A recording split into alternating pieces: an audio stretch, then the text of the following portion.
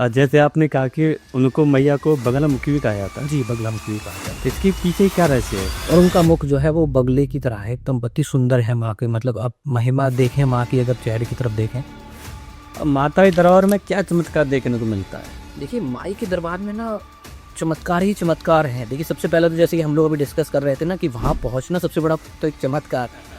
क्या अकेलापन हमें तोड़ता है, जोड़ता है? देखिए अकेलापन हमें ना तोड़ने के लिए कभी नहीं दिया जाता है। ईश्वर जो भी करता है ना, हमारी प्रकृति जो भी करती है बहुत सोच समझ के करती है। क्या खुद से प्रेम करना भी एक साधना है? देखिए खुद से प्रेम करना बिल्कुल साधना है। सबसे बड़ी बात, हमें खुद से प्रेम करना बहुत आवश्यक है, करना भी चाहिए खुद से प्रेम। मैया की कौन से दिन में सबसे सर्वश्रेष्ठ पूजा मानी जाती है? देखिए माई का जो दिन है वो शनिवार के दिन माई की पूजा सबसे सर्वश्रेष्ठ मानी जाती है। अगर आप दतिया पीठ में भी जाएंगे माई के, तो आप देखेंगे जो विशेष पूजा होती है वो शनिवार के दिन होती है। अब भैया मैंने बहुत सुना है कि माँ पीताम्बरा पे जो ये बताते हैं 7 शनिवार या 5 शनिवार को चला जाता है तो मनोकामना पूर्ण हो जाती है, पर उसमें कहीं माँ मैया जैसे नहीं होना है तो उसमें विघ्न डाल देती है। 7 शनिवार जाना मतलब 7 जन्मों के बराबर की मेहनत एक तरीके से होती है। आपको इतने विघ्न आते हैं, बिल्कुल सही बात। कभी कभी भैया हम देखते हैं कि लोग दूसरे को खुश करने के लिए वो कहीं ना कहीं अपने को खो देते हैं। नहीं देखिए ऐसा तो नहीं होना चाहिए। और सबसे बड़ी बात मैं आपको विवेक जी बताऊँ कि कोई किसी को खुश कर भी नहीं सकता। अगर कोई किसी को चाहता है तो कभी ना कभी धीरे धीरे वो दुख का कारण बनता है। बिल्कुल बनता है। आपको कभी किसी से प्रेम हुआ है? हाँ प्रेम को है, मैं अपने माता पिता से बहुत प्रेम करता हूँ। हमारी राधा रानी और श्री कृष्ण अलग अलग नहीं है, एक ही हैं। श्री कृष्ण के जो प्रेम है, जो उनके आत्मा का जो प्रेम, आत्मिक प्रेम है, वो श्री जी हैं, श्री राधा रानी हैं। आजकल हम वृंदावन, बरसाना, नंदगांव इन सब की बात कर रहे हैं। हम लोग वहाँ जाते हैं बट किस लिए? फ़ोटो खींचने के लिए। किसी ने पूछा ही नहीं कि भगवान आप कहते हैं, आप यहाँ बैठे हो, खड़े हो हमारे लिए, वो कोई नहीं पूछता। आप किसी मंदिर प्रांगण में जाएंगे, कहीं भी जाएंगे, तो वहाँ क्लियर लिखा हुआ है कि यहाँ फ़ोटो खींचना मना है ना। मोबाइल का, फ़ोन का इस्तेमाल करना वर्जित है। नहीं मानते लोग। अगर हम स्टेट की बात करें, आगरा की बात करें, सिटी की बात करें, तो अपने आप एक बहुत वेल नोन पर्सन है, बहुत फेमस पॉडकास्ट है आपका। तो इस लेवल तक आने में भी लोगों को कई समय, कई वर्ष लग जाते हैं। सक्सेस पाने से पहले भगवान हमारी परीक्षा लेते हैं क्या? देखिए विवेक जी, परीक्षा तो होती है।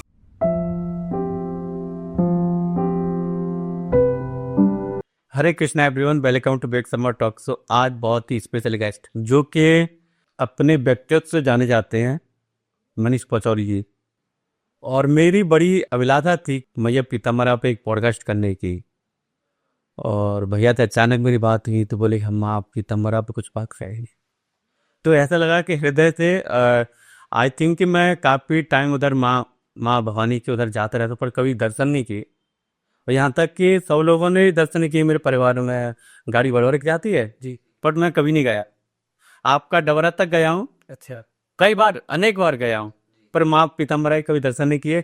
तो बड़ा मेरे को आज क्या कहते हैं, मैया के भक्त बैठे हुए हमारे सामने इस पॉडकास्ट में, मनीष पचौरी जी। तो आज कुछ मैया के बारे में बात करेंगे और कुछ जो हमारा यूथ है वो कैसे भटक रहा है, उसको कैसे मोटिवेट किया जाए, कुछ ना कुछ, और सफलता के लिए एक दूसरे से लोग जलते हैं। तो बहुत कुछ इस पॉडकास्ट में कवर करेंगे भैया के साथ में। जय माता दी भैया। जय माता दी। जय। कहते हैं आप? बहुत बढ़िया, फर्स्ट क्लास। जैसे मैंने बोला कि पॉडकास्ट में माँ पीताम्बरा कुछ बात चलेंगी, तो मैं जानना चाहूँगा कि माँ पीताम्बरा के जो कैसे ये प्रकट हुई थी, क्या पुरानी कथा है इसकी? सबसे पहले तो विवेक जी मैं आपका बहुत बहुत शुक्रिया अदा करना चाहूँगा कि आपने मेरे को इतना बड़ा सौभाग्य प्रदान किया कि मैं माँ के उपलक्ष्य में कुछ बोल सकूँ। हालांकि जैसा कि मैं आपको बताऊं कि ये सब ना एक संयोग है कि बिना माँ के आशीर्वाद के और बिना माँ की इच्छा के कोई उनके बारे में सोच भी नहीं सकता। बोलना तो एक बहुत बड़ी बात हो गई, जैसा कि आपने बताया कि आपने कई बार प्रयास किया वहाँ जाने का, लेकिन आप पहुँच नहीं पाए। बहुत बड़े बड़े व्यक्तित्व हैं जिनको मैं जानता हूँ, उन्होंने मेरे साथ ये बातें अपनी साझा करी कि मनीष जी हमने कई बार प्रयास किया वहाँ जाने का, हमने अपनी ट्रेन टिकट्स भी बुक कर ली, कई लोगों ने फ़्लाइट्स बुक कर ली, लेकिन वहाँ तक जा नहीं पाए। कई बार तो ऐसा संयोग हुआ कि उनके मंदिर के एकदम द्वार के सामने तक जा पाए और उसके बाद में अंदर प्रवेश नहीं कर पाए। ऐसा मैंने अपनी आंखों से होता हुआ देखा है। सन 2020 की बात बता रहा हूँ आपको, तक कोविड का समय था। तो अचानक से जब वो वहाँ पहुँचे तो सूचना मिली कि आज पट बंद कर दिए गए हैं, दर्शन नहीं होंगे। और वहाँ पर एकदम आपको याद होगा कोविड वाली जो भयंकर स्थिति थी। तो एक बहुत बड़े नेता थे और उन्होंने अपनी सारी ताकत झोंक दी, लेकिन वो उनका प्रयास विफल रहा और वो माँ के दर्शन नहीं कर पाए। और वही कहीं ना कहीं शायद माँ का आशीर्वाद था या माँ का बुलावा था और माँ चाहती थी कि हम उनके दर्शन करें। तो उनसे बस पीछे ही एक पंक्ति में मैं खड़ा हुआ था उनके। तभी अचानक से पास में एक माँ के द्वार के पास में एक संस्कृत विद्यापीठ है माँ की, वहाँ पर एक विशेष द्वार है जहाँ से एंट्री होती है। तो वहाँ से एक अचानक कोई खड़े हुए थे, माँ का ही रूप लेकर के, माँ विभिन्न अलग अलग रूपों में आती हैं। तो कोई व्यक्ति वहाँ खड़े हुए थे सज्जन, उन्होंने बोला कि आप कहाँ से आए हैं। तो मैं और मेरी माता जी थी और मेरी छोटी सिस्टर थी। ये सौभाग्य माँ के दर्शन का सबसे पहला मुझे मेरी छोटी सिस्टर के द्वारा ही मिला। तो हम लोग वहाँ खड़े हुए थे, बड़े निराश से थे और मेरी माँ की आंखों में तकरीबन आंसू थे कि मतलब हम इतनी दूर से आए हैं माँ और आपने दर्शन नहीं दिया हमें। तो यकीन मानिए अचंभा है, मतलब मुझे वो पल याद करते हुए अभी भी रोंगटे खड़े हो रहे हैं कि अचानक से कोई व्यक्ति आया, बहुत अच्छा तेज था उनके चेहरे पे, वहाँ पे खड़े हुए थे वो। उन्होंने बोला कि अब आइए, मैं आपका यहाँ से प्रवेश कराता हूँ। और बहुत बड़ा एक दरवाजा है वहाँ पे विद्यापीठ का जो पास में माँ के दरवाजे के पास में है। तो वहाँ से छोटा गेट खोल करके उन्होंने हमारा प्रवेश कराया। यकीन मानिए मतलब साक्षात मतलब माँ ने अपने दर्शन दिए, वहाँ पर प्रकट हुई। मेरी माँ जो मेरी जननी है वो मेरे साथ में ही थी। तो फिर वहाँ गए हम और अपनी माँ के माता जी के साथ में और अपनी सिस्टर के साथ में फिर वहाँ पर मैंने माँ बगलामुखी के, माँ पीताम्बरा माई दधियापीठ के पहली बार दर्शन करने का मुझे अवसर प्राप्त हुआ। माँ की बड़ी अनोखी महिमा है, मतलब जितना कहा जा सके उतना कम है। और मतलब हम शायद इस काबिल नहीं है कि हम इतना कुछ उनके बारे में कह सके। ओके। जैसे आपने कहा कि उनको मैया को बगलामुखी भी कहा जाता है, जी, बगलामुखी भी कहा जाता है। इसके पीछे क्या रहस्य है? देखिए विवेक जी, आपको अगर बताऊं तो कई पौराणिक कथाएं हैं माँ बगलामुखी माँ पीताम्बरा माई को लेकर के। तो उनका, अब जैसे कि आपने बोला था कि वो कैसे प्रकट हुई, तो उसके लिए मैं आपको एक छोटे सा सारांश में आपको बताता हूँ कि एक सतयुग में एक समय था कि जिस वक्त ना मतलब दानवों का बहुत ही ज़्यादा मतलब असर बढ़ चुका था, बहुत ज़्यादा मतलब उन्होंने मतलब प्रलय मचा रखी थी। तो उस वक्त देवी देवता भी विफल हो गए। तो देवी देवताओं ने तब योजना बनाई कि क्या करना चाहिए कि हम लोग भी, माने हमारी शक्तियां भी काम नहीं कर पा रही हैं, वो इतने ज़्यादा ताकत में और इतने ज़्यादा क्वांटिटी में हो चुके थे। तो उस वक्त क्या है कि विष्णु जी, हमारे विष्णु भगवान ने सत्योग की कथा है कि वहाँ पर एक अपनी उपासना करी, बहुत बड़ी उपासना करी उन्होंने, बहुत कई वर्षों तक तपस्या करी। तो हल्दी नदी, हल्दी झील के पास में वो तपस्या करने कई वर्षों के बाद में तब माता रानी माँ बगलम की माँ पीताम्बरा माई प्रकट हुई। और हरिद्रा झील थी, हरिद्रा झील के पास में वो तपस्या कर रहे थे श्री विष्णु जी महाराज, तब वो प्रकट हुई थी। इसीलिए हरिद्रा झील में से प्रकट होने के कारण, यानी हल्दी की नदी है वो, पीली झील है वो, उसमें से प्रकट होने के कारण उनको पीताम्बरा माई कहा गया। और देवी अध्यक्षा है वो, जैसे वो किसी भी पार्टी या किसी भी सबसे प्रमुख व्यक्ति को अध्यक्ष कहा जाता है, प्रेसिडेंट कहा जाता है, सो देवी देवताओं की अध्यक्ष है माँ पीताम्बरा माई, माँ बगलामुखी, जिनको स्तंभन की देवी कहा जाता है। सत्ता प्राप्त करने हेतु उनकी पूजा की जाती है, शत्रुओं के स्तंभन के लिए उनकी पूजा की जाती है। तो आपने बड़े बड़े ऐतिहासिक मामलों में सुना होगा आपने कि माँ की महिमा का वर्णन मिलता है। तो इस प्रकार से पौराणिक कथाएं तो ये बताती हैं कि श्री विष्णु जी ने जब कई वर्षों तक घोर तपस्या करी, तब जाकर के माँ का माँ प्रकट हुई थी, माँ पीताम्बरा माई। इसीलिए हरिद्रा नदी, हरिद्रा झील से प्रकट होने के कारण, यानी कि हरिद्रा मीन्स हल्दी, तो उनको पीत वस्त्र धारण करती हैं, तो इसलिए उनको माँ पीताम्बरा कहा जाता है।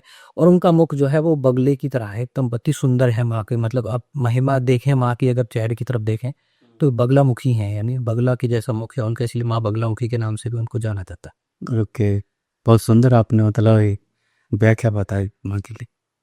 इस पीठ से जुड़े हुए किसी पौराणिक संत या कोई ऐसे हुए जो कि इससे जुड़े हुए? देखिए अगर आप दतिया पीठ की, जैसे अभी आप बात कर रहे थे कि आप डबरा तक गए, दतिया तक नहीं गए, अलग अलग स्थानों के अलग अलग माई के प्रकट होने की है। अगर आप दतिया की बात करते हैं तो श्री स्वामी जी महाराज हैं, उन्होंने सन 1932 के अंदर माँ का आह्वान किया था। तब उनके जो गुरु थे उन्होंने उनको बोला था कि आप जब 5 करोड़ जाप कर लेंगे तब जाकर के आपको माँ प्रकट यहाँ पर होंगी। तब जाकर के उन्होंने दतिया स्थान की अगर हम बात करें तो श्री स्वामी जी महाराज राष्ट्रगुरु के नाम से सम्मानित हैं। आप भी जाएंगे आप दतिया में तो आपको उनका दर्शन करने का, उनकी प्रतिमा के दर्शन करने का आपको सौभाग्य प्राप्त होगा। तो उन्होंने कई वर्षों की मतलब घोर तपस्या कही है, घोर साधना कही है, उसके बाद में माँ पीताम्बरा माई को प्रकट किया था। इसलिए अगर सबसे बड़े संत की बात करूँ दतिया में माँ पीताम्बरा माई द्वार पे, तो वो श्री स्वामी जी महाराज हैं। उसके बाद आज बड़े अच्छे अच्छे संत वहाँ देखने को मिलते हैं। श्री नरेंद्र दुबे जी हैं वहाँ पर आपको उपस्थित मिलते हैं। श्री प्रदीप गंगोटिया जी हैं, उनका भी बड़ा हनुमान जी की सेवा करते हैं हई माई के द्वार पे। बड़े बड़े संतों का आपको वहाँ पर सानिध्य देखने को मिलेगा। जी। अब माता के दरबार में क्या चमत्कार देखने को मिलता है? देखिए माई के दरबार में ना चमत्कार ही चमत्कार है। देखिए सबसे पहले तो जैसे कि हम लोग अभी डिस्कस कर रहे थे ना कि वहाँ पहुँचना सबसे बड़ा तो एक चमत्कार। आपने कई सारे चमत्कार खुद देखे, जैसे आपने बताया कि मैं डबरा तक गया लेकिन वहाँ तक मैं नहीं जा पाया, हालांकि डबरा का अगला स्टेशन ही दतिया आया बाहर नहीं, जब ये अपने आप में, वैसे तो आपने कई चमत्कार उनके सुने होंगे माई के, कि ऐतिहासिक अगर घटनाओं पर जाए, राजनीतिक घटनाओं पर जाएं, तो आपको याद होगा 1962 का जो चीन का युद्ध हुआ था। उस समय नहीं लग रहा था कि कुछ होने वाला है, बचने वाले हैं हम लोग। तब उस वक्त हमारे जो तत्कालीन प्रधानमंत्री श्री जवाहरलाल नेहरू जी, तब वो श्री स्वामी जी महाराज, जैसा कि मैंने आपको बताया, उनके पास गए थे। तब उन्होंने उपासना करी थी और पीली सरसों पढ़ करके चीन की सीमा पर डाली थी। तो आप किसी को अंदाजा नहीं था कि ये युद्ध हम जीत पाएंगे या हम अब बचने भी वाले। और अचानक से कुछ ऐसी ऐतिहासिक घटनाएं हुई, ऐसे चमत्कार देखने को लोगों को मिले, कि जब श्री स्वामी जी महाराज ने जवाहरलाल नेहरू जी के आह्वान पर जो वहाँ पर करा, अपना पूरा हवन सामग्री वगैरह करी, और उसमें पीली सरसों पढ़कर भी जब चीन की सीमा पर डाली थी, तो वो चीन जो सैनिक थे, उन चीनी सैनिक, उनको पीलिया नामक एक रोग हो गया था और वो वापस चले गए थे। आप अगर उठा करके देखेंगे इतिहास में, तो आपको इस चीज़ का वर्णन मिलेगा। तो ये बहुत बड़ी घटना थी कि जो चीज़ हम एकदम हार चुके थे, जो उस युद्ध को जिताने वाली साक्षात माई पीताम्बरा माई, माँ धूमावती माई वहाँ पर उपस्थित है। उसके अलावा भी है, फिर इंदिरा गांधी जी को भी एक बार भारत पाकिस्तान का युद्ध हुआ था, बहुत समस्या का सामना करना पड़ रहा था, जो आजकल हम लोग मूवीज़ वगैरह के थ्रू देख पाते हैं, सोशल मीडिया पर देख पाते हैं। हम देखेंगे तो देखेंगे उसमें कि वो लग नहीं रहा था कि शायद हम उस वाली समस्या से निकल पाएंगे। लेकिन फिर दोबारा 32 हवन कुंडीय हवन किया गया था, माँ पीताम्बरा माई, माँ धूमावती माई, तब जा करके हमें उसमें सफलता प्राप्त हुई थी। तो कई सारी ऐतिहासिक घटनाएं ये तो आपको किताबों में देखने को मिल जाएंगी। विवेक जी, एक ऐसी घटना मैं आपको बताता हूँ जो शायद मुझे नहीं लगता कि ज़्यादा प्रचलित है और आपको सुनने को मिलेगी। अब दतिया पीठ में कभी जाएंगे ना, तो दतिया पीठ में आपको माँ पीताम्बरा माई है, 10 महाविद्याओं में से एक है, माँ धूमावती माई है, तो 10 महाविद्याओं में से एक है। वहाँ पर आपको श्री मनसाकुंड हनुमान जी का भी आपको एक मंदिर मिलेगा। श्री मनसाकुंड हनुमान जी वहाँ पर उपस्थित हैं। आपने अधिकतर देखा होगा कि जब हनुमान जी की जो प्रतिमा होती है, उसमें वो बाएं पैर के द्वारा शत्रु को दबा रहे होते हैं, उसका सर दबा रहे होते हैं। लेकिन वहाँ पर एक आप देखेंगे, एक अलग ही विचित्र प्रतिमा है श्री हनुमान जी की। तो हनुमान जी उसमें दाएं पैर से दबा रहे हैं। अच्छा, हाँ, दाएं पैर से उसमें दबा रहे हैं। वो मनसापूर्ण हनुमान जी के नाम से प्रसिद्ध है। उसमें क्या हुआ था, एक बार राजा के यहाँ एक ब्राह्मण पुरोहित हुआ करते थे।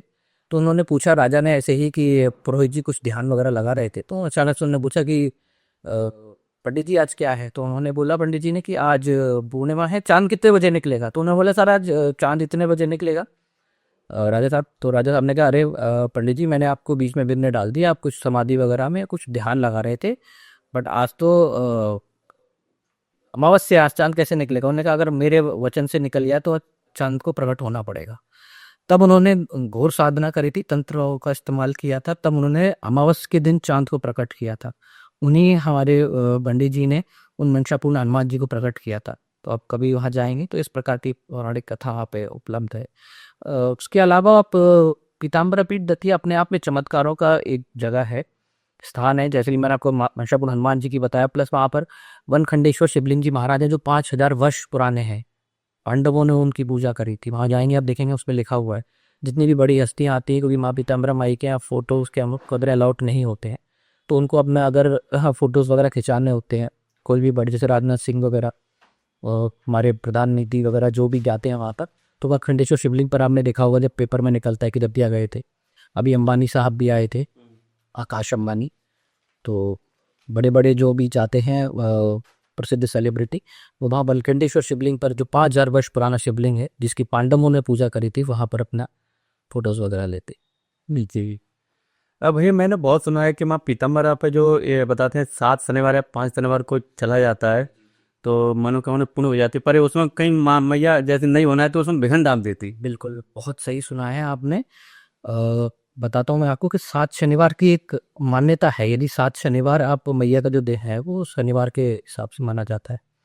तो अगर आप 7 शनिवार को अगर आप मन्नत मांगते हैं कि मैं 7 शनिवार आऊँगा माँ, और 7 शनिवार मैं आपके दर्शन करूँगा, अगर आप 7 शनिवार चले गए तो ये बिल्कुल फैक्ट बात है कि आपकी वो मनोकामना पूरी होती है। और जैसा कि आपने कहा, ये भी बिल्कुल सत्य है कि 7 शनिवार जाना मतलब 7 जन्मों के बराबर की मेहनत एक तरीके से होती है। आपको इतने विघ्न आते हैं, बिल्कुल सही बात है, क्योंकि आप कोई भी अच्छा काम करने के लिए निकलते हैं ना विवेक जी, तो ऐसा नहीं कि वहाँ जा रहे हैं इसलिए विघ्न आ रहा है। कोई भी आप अच्छा काम करने के लिए निकले हैं ना, तो विघ्न तो डालेंगे डालेंगे। यानी अगर आपने कोई पॉजिटिव एनर्जी है, वहाँ नेगेटिव एनर्जीज भी हैं, है ना। अगर आप पॉजिटिव चीज के लिए कोई संकल्प ले रहे हैं कि मुझे ये काम करना है, तो डेफिनेटली माँ नहीं डाल रही विघ्न, परंतु कुछ नेगेटिव एनर्जीज होती हैं, कई सारी चीजें हैं वो रोकती हैं आपको कि आप ये चीज ना कर पाए। तो आपको बहुत विघ्नों का सामना करना पड़ता है। ये मैं खुद इस चीज को महसूस कर चुका हूँ। और खैर आप बीती है, इसलिए मुझे पता है कि वाकई में बहुत परेशानी आती है। जब मैं छठवें और सातवें शनिवार को गया था तो इतनी भीषण हालत हो चुकी थी कि मैं आपको मतलब शब्दों में बयां नहीं कर सकता हूँ। एक बार तो ऐसा हुआ था जब सातवें शनिवार में तो 2-3 लोगों के साथ में मतलब गाड़ी में बैठ के गया हूँ मैं, इस तरीके से मतलब लेकर के गए हैं, वो वाली मतलब परिस्थिति आ चुकी थी। तो इतना आसान नहीं होता, बहुत कठिन होता है। और आप जैसा कह रहे हैं बिल्कुल सत्य बात है, उससे कई गुना ज़्यादा मतलब समस्याओं का सामना करना पड़ता है। यदि माई साथ में है तो माई आपको इतनी शक्ति देती है कि आप उन चीज़ों से आप जूझ पाए। बिल्कुल तो उसका फल मिलता है ना? बिल्कुल मिलता है, बिल्कुल 100% मिलता है, 100% मिलता है। जी जी। मैया कौन से दिन में सबसे सर्वश्रेष्ठ पूजा मानी जाती है? देखिए माई का जो दिन है वो शनिवार के दिन माई की पूजा सबसे सर्वश्रेष्ठ मानी जाती है।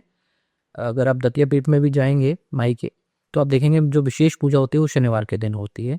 माँ पीताम्बरा हैं, माँ पीत वस्त्र धारण करती हैं, और उसके हिसाब से कई लोग बृहस्पतिवार को भी माई की पूजा करते हैं, क्योंकि बृहस्पतिवार का दिन बृहस्पति देव को समर्पित है, श्री विष्णु जी को समर्पित है। तो उस दिन आपने सुना होगा कई लोग पीले वस्त्र पहनते हैं, पीली चीज़ों का सेवन करते हैं। तो कई लोग उस मान्यता के अकॉर्डिंग बृहस्पतिवार को भी पूजा करते हैं, परंतु जो माई का दिन है वो शनिवार का है।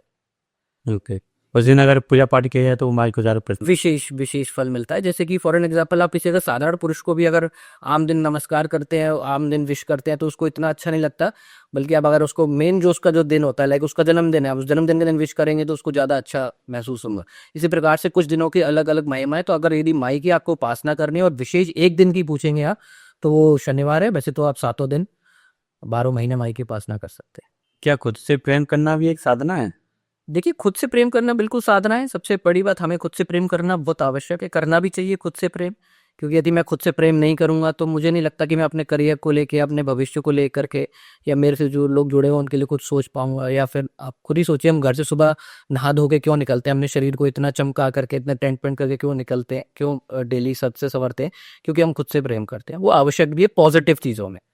प्रेम करना है हमें खुद से, और अच्छे पॉजिटिव वे में करना है कि हाँ हमें कुछ अच्छा करके दिखाना है, अपने आप को कुछ बढ़िया बनाना है। तो उस कारण प्रेम अपने आप से करना अच्छा है, बट इतना ज़्यादा भी ना करें कि आपके प्रेम के कारण आपको सिर्फ आप ही आप दिखाई दें और कोई दिखाई ना दे संसार में। अपना आपसे प्रेम करिए और अपने से जुड़े सभी लोगों से प्रेम करिए। क्या अकेलापन हमें तोड़ता है या जोड़ता है? देखिए अकेलापन हमें ना तोड़ने के लिए कभी नहीं दिया जाता है। ईश्वर जो भी करता है ना, हमारी प्रकृति जो भी करती है बहुत सोच समझ के करती है। अकेलापन कभी भी तोड़ने के लिए नहीं होता। लोग अकेले हो जाते हैं, सोचते हैं मैं अकेला हो गया हूँ। आप अगर मैं आपको एग्जाम्पल के साथ, उदाहरण के साथ समझाऊं तो आप देखेंगे हमारे जो विश्व की पूरी, मैं भारत की नहीं, विश्व की जो प्रसिद्ध हस्तियां हैं, आप देखेंगे उन्हें अकेलापन मिला तो वो उससे कुछ बन के निकले। अगर आप, मैं आज नरेंद्र मोदी जी की बात करूं तो उनके साथ में आपको कोई बहुत बड़ा उनके मित्रों का समूह या उनके पारिवारिक लोगों का समूह देखने को नहीं मिलेगा। और आज आप जान देख सकते हैं कि आपके सामने ही है एग्जाम्पल की, वो देश के राजा हैं, देश के सर्वोत्तम व्यक्ति हैं इस वक्त। आप अगर यूपी के बोले, यूपी के राजा योगी आदित्यनाथ, वो भी अकेले ही हैं, उनके साथ आपको कोई मित्र मंडली या कोई आपको पारिवारिक जन इतना नहीं मिलेंगे आप। तो अकेलापन हमें वास्तविकता में ऊपर वाला यदि देता है तो वो एक अभिशाप नहीं, शाप होता है। ना कोई अभिशाप, या हमारे लिए बहुत बड़ा एक वरदान होता है वो हमारे लिए, कि हाँ मेरे को ऊपर वाला कुछ बनाना चाहता है, इसीलिए वो अकेलापन देता है। अब अगर 4 लोगों के साथ बैठे हैं ना, तो 4 लोगों की वाइब्रेशंस आपके ऊपर काम कर रही है, उनका ऑरा काम कर रहा है। लेकिन अकेलापन है, अभी आप अकेले हैं तो आप अपने आप में आप कुछ ना कुछ सोचेंगे। अब ऊपर वाले से जुड़ने की, कुछ चीज़ों की, अपनी प्लानिंग्स के बारे में सोचेंगे, तो आपका माइंड काम करेगा। अदरवाइज अकेलापन ही एकमात्र एक ऐसी चीज़ है जो आपको संवार सकता है। तो अकेलापन हमें तोड़ने के लिए बिल्कुल नहीं होता, जोड़ने के लिए होता है। जी बिल्कुल। कभी कभी भैया हम देखते हैं कि लोग दूसरे को खुश करने के लिए वो कहीं ना कहीं अपने को खो देते हैं। नहीं देखिए, ऐसा तो नहीं होना चाहिए। और सबसे बड़ी बात मैं आपको विवेक जी बताऊं कि कोई किसी को खुश कर भी नहीं सकता। मैं सत्य बात बताऊं, यदि आप इंसान की बात करें ना, दूसरों की यदि आप बात करते हैं, तो इंसान की यदि आप बात करें तो किसी इंसान को आप खुश कर नहीं सकते हैं। यदि आप कितने भी प्रयास कर लें, आपने कई बार देखा होगा कि आप कई बार प्रयास करते हैं कि इस व्यक्ति को शायद इस चीज़ से खुशी मिलेगी तो मैं इसके लिए वो करता हूँ ना। फॉर एन एग्जाम्पल, अगर किसी को, आपको लगा कोई एक्स पर्सन है, कोई भी पर्सन है, कि उसको इस चीज़ से खुशी मिलेगी, तो उसको सैमसंग का फ़ोन दे देना चाहिए, उसको उससे खुशी मिलेगी।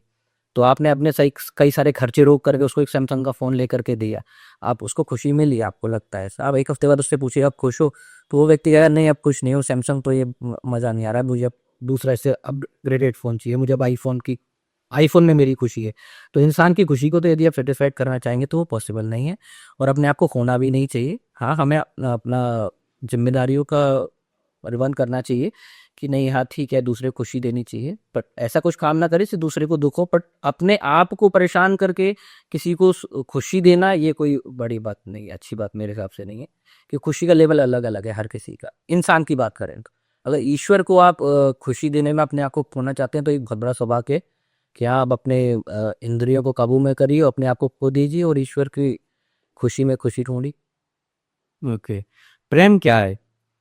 प्रेम देखिए प्रेम की कई परिभाषाएं हैं। सबसे पहली बात तो प्रेम क्या है, आजकल के जैसे युवा वर्ग की बात करूं, है ना, आजकल के जनरेशन्स की बात करूं तो उन्होंने प्रेम को एक अलग ही नाम दे दिया है। मतलब प्रेम सिर्फ ये नहीं है कि मतलब एक लड़के लड़की के बीच में प्रेम है। प्रेम माता पिता से अपना प्रेम होता है, माँ अपने बच्चे से प्रेम करती है, एक संतान को अपने माता पिता से प्रेम करना चाहिए, अपने घर वालों से प्रेम करना चाहिए, अपने भाई बंधु अपनी बहनों से प्रेम करना चाहिए।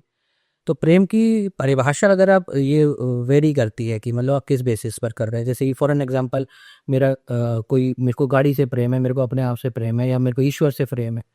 तो प्रेम की परिभाषा टोटली आजकल के लोगों ने जनरेशन्स ने डाइवर्ट कर रखी है। तो ये आपके ऊपर बेस्ड करता है क्या प्रेम है। और सबसे बड़ी बात क्या है ना, देखिए प्रेम लव की बात यदि आप करें तो आजकल ये जनरेशन्स में विवेक जी मेरे को देखने को मिलता है कि लोग मतलब अपने करियर को अपनी चीज़ों को छोड़ करके बैठे हुए हैं और भाग रहे हैं, इधर उधर भाग रहे हैं। वो क्या है ना, हार्मोन सिंड्रोम्स होते हैं। अगर आप हमारे साइंस में देखेंगे तो कुछ हार्मोन्स होते हैं जो नई जनरेशन्स में अंदर ना ग्रोथ करते हैं।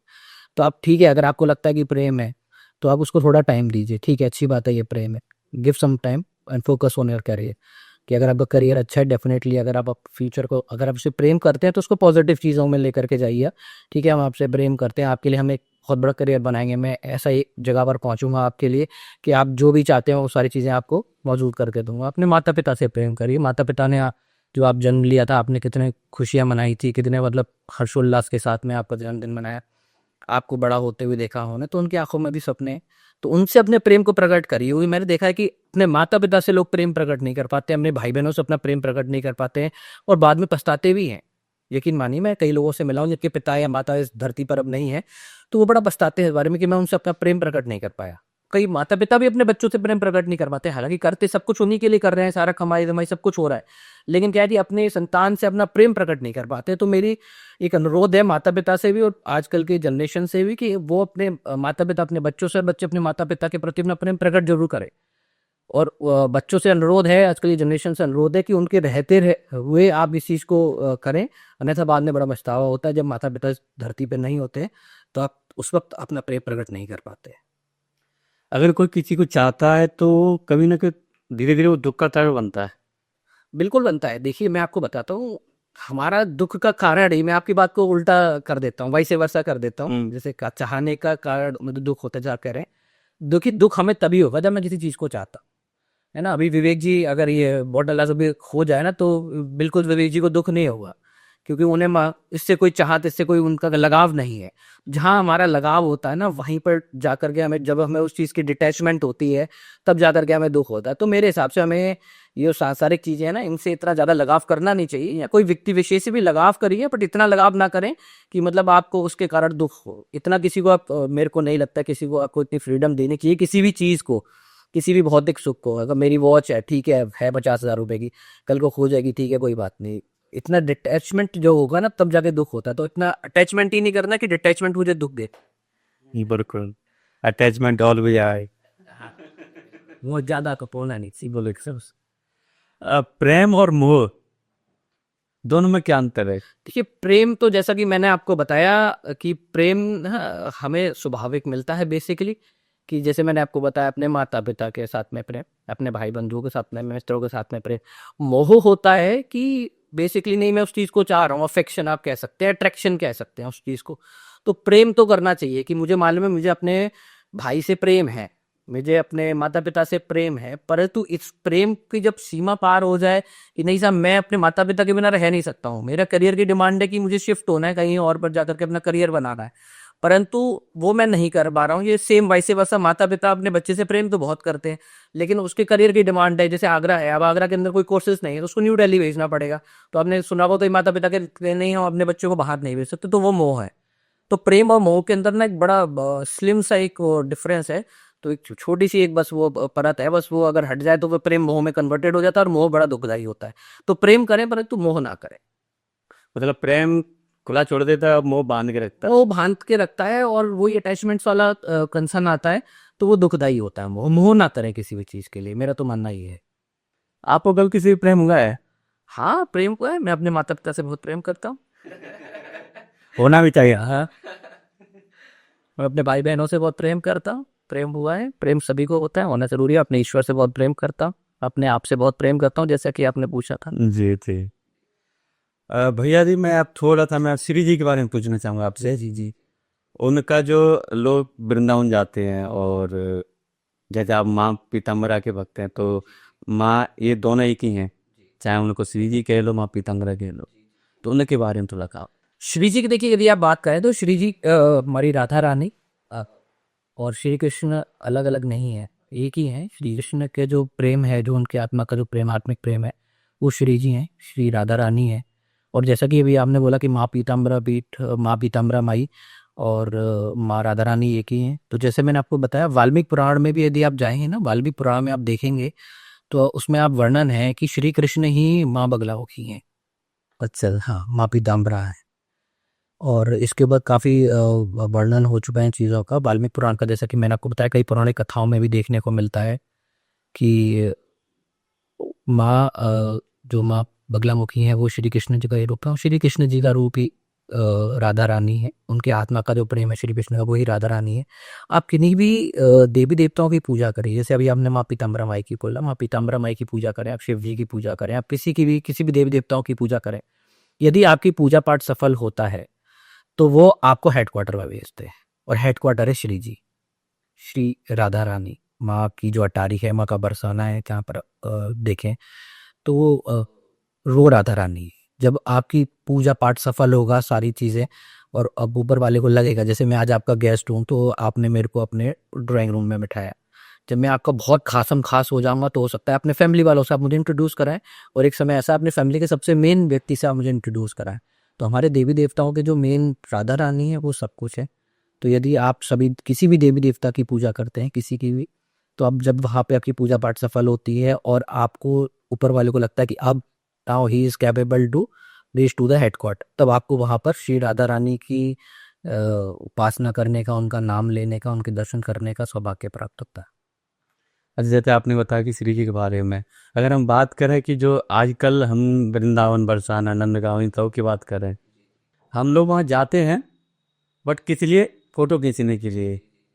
अंदर से भगवान को कोई नहीं चाहता, कि किसी ने पूछा ही नहीं कि भगवान आप कहते हैं, आप यहाँ बैठे हो, खड़े हो हमारे लिए, वो कोई नहीं पूछता, सब फोटो खींचने लगे पड़े हैं। जी।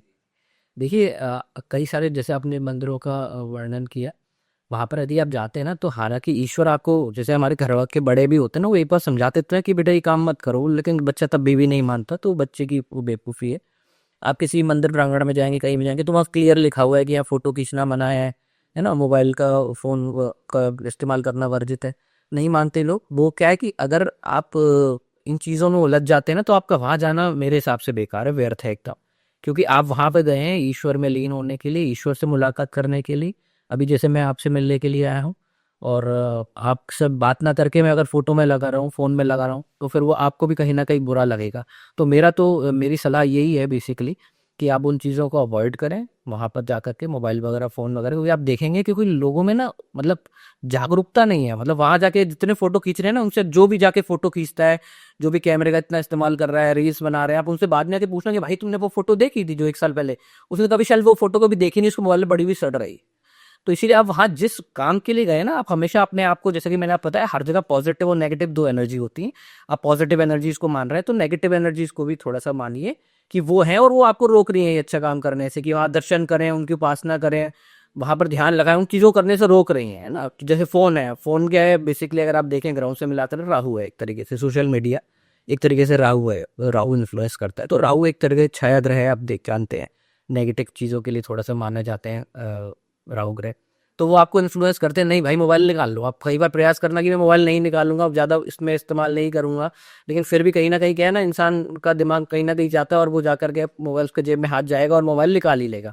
तो उस नेगेटिव एनर्जी से आपको खुद ही लड़ना पड़ेगा। आप बोलिए, समझाइए अपने आप को, अपने मन को, अपने दिमाग को कि नहीं, हम यहाँ पर राधा रानी के दर्शन करने के लिए आए हैं, हम उस अटारी पर आए हैं जहाँ देवी देवता वास करते हैं, हम कृष्ण जी के द्वार पर आए हैं, सभी देवी देवता वहाँ उनसे मिलने के लिए, उनके दर्शन करने के लिए। ब्रह्मा जी जैसे भी देवता कई जन्मों तक तरसते हैं, तब जाके उनको दर्शन करने को मिलता है। आपको सौभाग्य प्राप्त हुआ है कि आप ब्रज की धरती पर, आपने जो भी जगहों का नाम बताया वो सभी ब्रज में आते हैं, मथुरा, वृंदावन, बरसाना। तो आप वहाँ पर आपको सौभाग्य प्राप्त हुआ है, तो उसके लिए आप मोबाइल वगैरह को अवॉइड कीजिए और वहाँ पे भगवान का ध्यान लगाइए। जी बिल्कुल। भैया मैं आपसे यहाँ पर कुछ कर्म के बारे में बात करना चाहूँगा, क्योंकि कर्म को लेके ना मेरे ना अपने में खुद एक युद्ध होता रहता है जी। क्योंकि कुछ ऐसी शायद मैंने कुछ पढ़ी है या कुछ संत महंतों से सुनी है, तो अपने में मेरे कर्म को लेके बहुत लड़ाई होती रहती है। क्या जो हमारे जीवन में जो कुछ हो रहा है, जैसे आज मैं आपसे मिला, आज हम इस पॉडकास्ट में बैठे हैं जी, तो इसमें मैंने कोई कर्म नहीं किया था नहीं, देखिए किया था। अब दो तरीके के कर्म होते हैं, मैं बेसिकली बताऊँ जी। तो हमारे संचित कर्म होते हैं ना, यानी कि हमारे पिछले जन्म के कर्म है, हमारे पूर्व के कर्म, और एक हमारे प्रेजेंट के होते हैं, तो अभी हम कर रहे हैं। तो कुछ तो चीज़ें ऐसी होती हैं, आप कहेंगे कि विवेक जी जैसे मैंने तो सर कुछ, मैं घर से आराम से तैयार होकर के निकला था, बीच में से पता नहीं क्या कोई अचानक से आ गया, एक्सीडेंट हो गया, जो भी सो एंड सो चीज़ हो गई, वो हमारे संचित कर्म थे। अब जैसे विवेक जी ने 1.5 साल 2 साल पहले मेरे से कांटेक्ट किया, हम लोगों के आपस में बातचीत हुई, तो हम लोग प्रयास कर रहे थे कि हाँ कभी समय मिलेगा तो शायद बैठ पाएंगे। तो वो हमारे अभी प्रेजेंट के कर्म है। तो आप कहीं ना कहीं आपके इन कर्मों ने ही उस चीज़ को साक्षात रूप दिया कि हम उस चीज़ों में मिल सके। हालांकि ये सब कुछ पहले से तय है कि आपको मेरे से मिलना है, मेरे को आपसे मिलना है, ये सब कुछ पहले से ही तय है ना। अब कहते हैं ना, सुना होगा आपने, हुई है वही जो राम रच राखा। तो राम जी ने कहीं ना कहीं पहले से ही रच रखा था ये कि आप और हमारी मुलाकात होगी, वरना 140 करोड़ लोग हैं इस मात्र भारतवर्ष के अंदर, कहाँ कोई एक दूसरे से मिल पाता है। कई बार ऐसा हुआ होगा कि मैं और विवेक जी आसपास में से निकल गए, लेकिन एक दूसरे को नहीं मिल पाए, नहीं जानते थे। तो यह सब कुछ पहले से ही विधि का विधान है। यदि आपका पुराना कोई संचित कर्म या आने वाले भविष्य की कोई चीजें उनसे लिंक्ड नहीं है, तो ईश्वर आपको एक दूसरे से नहीं मिलाएगा किसी भी कारणवश। यदि ईश्वर ने आपको मिलाया है दोस्त के रूप में, दुश्मन के रूप में, किसी भी रूप में, तो या तो उसके आपके संचित कर्म थे उनके कारण उससे मिलाया है, या आने वाले भविष्य के अंदर कहीं ना कहीं उस व्यक्ति का कोई रोल है जो आप जाना चाहते थे, ईश्वर आपको ले जाना चाहता था, वहां तक पहुंचने के लिए वो व्यक्ति आपका एक ब्रिज काम करेगा, इसीलिए ईश्वर में लगता है। तो मतलब अब मेरा व्यक्तिगत ऐसा मानना है कि जो कुछ हो रहा है यहाँ पूरी यूनिवर्सल में जी, वो पहले से तय है। बिल्कुल तय, बिल्कुल सत्य बात है। क्योंकि जैसे आपने कहा ना कि रावण चौपाई होगा वही जो राम रचिता व्यास, वो त्रेता ही बात है। द्वापर में कह रहे हैं कर्मण्य वासुदेवाय, ये एक श्लोक है बिल्कुल, और कलयुग में कह रहे हैं कि बेटा तू जैसा करेगा वैसा ही फल पाएगा। तो मतलब इन सब को मैं ऐसे मैं देखता हूँ इसको, तो मैं सोचता हूँ कभी कभार कि सब कुछ पहले से तय है। अगर ये ना कर्म की बात ना भगवान श्री कृष्ण करते, तो हम जो गृहस्थी लोग हैं कार्य नहीं करते। अरे नहीं करते, बिल्कुल सत्य बात है ना। तो आई थिंक मेरे कहीं ना कहीं जैसे आपने बताया कि सब कुछ पहले तय है, बट हम अपने को कर्ता मान लेते हैं। अगर मैंने किया तो तुम मैं इनसे मिला। नहीं नहीं नहीं, ऐसा नहीं है बिल्कुल भी। देखिए वही वाली बात है, जैसे मैंने आपको बताया ना कि दो तरह के कर्म है, एक तो हमारे पूर्व जन्म के कर्म है, तो जो हमने किया था उसका कुछ निदान बनना था जो अब जाके मिले, क्योंकि ये हमारा एकमात्र पहला और आखिरी जन्म नहीं है ना। हम हमारे 84 लाख योनि के जन्म होते हैं, हम 84 लाख योनियों के जो हमारे जन्मों के जो कर्म है वो होकर के हमें रिजल्ट देते हैं। फॉर एन एग्जाम्पल, आज अगर मेरा कर्म है कि मैं गया और मैंने जाकर के एक बीज बो दिया, तो उसका फल मुझे आज नहीं मिलेगा, वो अंकुरित होगा वो बीज, फिर जाकर के उसमें से पेड़ निकलेगा, फिर जाकर फल निकलेगा। तो वो फल कब मिला मुझे? तकरीबन 8 साल बाद, 10 साल बाद, 15 साल बाद। तो इसी प्रकार से ये इस जन्म के जो हम कर्म है अभी करते हैं, तो उसका कई बार रिजल्ट बहुत जल्दी मिल जाता है। इसीलिए इन उपासनाओं का इस्तेमाल किया जाता है, तंत्र मंत्र विद्याओं का इस्तेमाल किया जाता है, भगवान देवी देवताओं की पूजा की जाती है कि हमारे जो बुरे कर्म है प्रभु उनको काट दीजिए, और जो हमारे अच्छे कर्म है उनका आप हमें जल्दी से हमें रिजल्ट दीजिए। इस कारणवश कि इन सब तंत्र साधनाओं, पूजा पाठ का को हम लोग में जाते हैं, ताकि हम नेगेटिव चीज़ों से बचें और पॉजिटिव चीज़ों में जोड़ें। फॉर एन एग्जाम्पल, अगर मैं आपको नहीं जानता हूँ आज ना, मैं तो मेरे को शायद, या आप मुझे नहीं जानते, तो हम एक दूसरे के साथ इतनी आसानी से नहीं बैठ पाते। अभी कोई मिलने वाले थे या कुछ थे, मैं प्रयास करता हूँ उनसे बोलता, लेकिन अब मैंने सीधा आपसे संपर्क करा। ऐसी साधना एक तरह से प्रभु से सीधा संपर्क साधने का एक जरिया है कि मैंने सीधा प्रभु से संपर्क साधा, प्रभु मेरा ये काम है, ये करवा दीजिए। तो मतलब जैसे मैंने, आप विवेक जी हैं, is you are the key person, तो मैंने आपसे बोला कि मेरा ये होना है, तो इट्स हैपनिंग, हो रहा है। इसी प्रकार से प्रभु से साधना एक मात्र जरिया है उनसे जुड़ने का, और उनसे बोलने का कि मेरे कर्मों का मुझे उचित फल दीजिए और जल्दी दीजिए। बिल्कुल। अब हम बात करते हैं कुछ सफलता के लिए। कुछ, क्योंकि हम बात करें सब सक्सेस के लिए जी। तो आज की अगर मैं बात करूं तो मेरे को जो मेरे जैसे यंगस्टर लोग क्या कहते हैं, सक्सेस न मिलने पर बहुत सारी चीज़ें नेगेटिव लेके आते हैं और बहुत जल्दी हार मान लेते हैं। जैसे मैं अभी बात करूं कि हमारे आगरा में बहुत सारे पॉडकास्ट खुले हुए थे और वो बंद हो गए। तो उन्होंने मेहनत तो की और पेशेंस नहीं था पीछे। तो उसके पीछे कारण क्या होता है? देखिए विवेक जी, मैं आपको बताता हूँ, जैसे कई बार क्या होता है ना कि हमारी मानसिकता के अकॉर्डिंग हम सक्सेस को एक अलग डिफाइन कर देते हैं बेसिकली। जैसे कि अगर मैं एक छोटे बच्चे से पूछूं ना कि आपकी चाहत क्या है, तो वो बोलेगा कि मुझे अगर टॉय मिल जाए ना 100 रुपए का, तो वो मेरे लिए सक्सेस है ना। वो रोता है धोता है, माता पिता से अपने पारिवारिक जनों से मतलब संघर्ष कर रहा है, एक तरीके से वो रो रहा है, तो उसके लिए संघर्ष है वो कि मुझे वो टॉय मिल जाए। वो टॉय उसको मिल गया तो उसके लिए वो क्या है, वो सक्सेस है। और वही जैसे 10 साल बाद उससे पूछा जाए वो टॉय मिलना तुम्हारे लिए सक्सेस है, वो कहेगा नहीं, ये टॉय मिलना मेरे लिए सक्सेस नहीं। इसी प्रकार से क्या है ना कि अब जैसे फॉर एन एग्जांपल, ये आपके लिए एक बहुत बड़ी सक्सेस है कि आप अपना पॉडकास्ट चला रहे हैं। अगर हम स्टेट की बात करें, हम आगरा की बात करें, सिटी की बात करें, तो अपने आप में एक बहुत वेल नोन पर्सन है आप, बहुत फेमस पॉडकास्ट है आपका। तो इस लेवल तक आने में भी लोगों को कई समय कई वर्ष लग जाते हैं और उनके पास वो साधन नहीं हो सकते कि मतलब पर्याप्त उपलब्ध नहीं है, या ऊबर वाले ने उन्हें इतनी अच्छी मानसिकता नहीं दी या समझ नहीं दी, समझदारी नहीं दी कि वो इस चीज़ को एग्जीक्यूट कर सके। आपने सोचा और आप कर रहे हैं। आप बड़े बड़े व्यक्तित्व से मिल रहे हैं, बड़े बड़े व्यक्तियों से मिल रहे हैं, वो आपके पास आ रहे हैं, मिल रहे हैं आपसे, आपके साथ में अपना पॉडकास्ट शूट कर रहे हैं। ये अपने आप में बहुत बड़ी अचीवमेंट है। तो हमें सबसे बड़ी बात है ना कि अपनी सक्सेस को डिफाइन नहीं करना चाहिए कि पर्टिकुलर। फॉर एन एग्जांपल विवेक जी, मैं आपको बताऊं, आज आपके तकरीबन लाखों में दर्शक हैं, लाखों में फॉलोअर्स हैं आपके। तो आपको लगता होगा कि 10 लाख, अगर ये आपके 2-2.5 लाख जो हैं, ये अगर 10 लाख पहुंचता है तो वो सक्सेस है। यकीन मानिए बहुत सारे आप जानते हैं जो पॉडकास्ट जैसे संयोजक हैं, उनके 10 लाख है तो उन्हें उसमें संतुष्टि नहीं है, उनके लिए वो सक्सेस नहीं है। उनको अब करोड़्स वाला बिलियनर्स व्यू चाहिए उनको, तब उनके लिए सक्सेस है।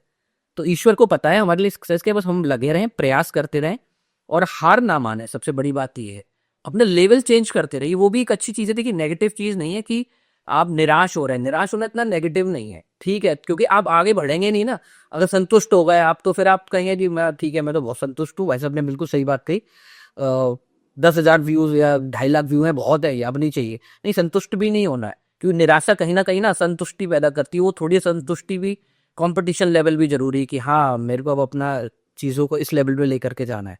तो आप पूरी प्रयास से मेहनत करिए आप, और लेवल डिसाइड कर लीजिए कि आज इस लेवल पे पहुंचना है, सन 2026 के अंदर मुझे इतने व्यूज़ पे जाना है। फॉर एग्जांपल मेरा ये लेवल है, वो इस लेवल की सक्सेस चाहिए।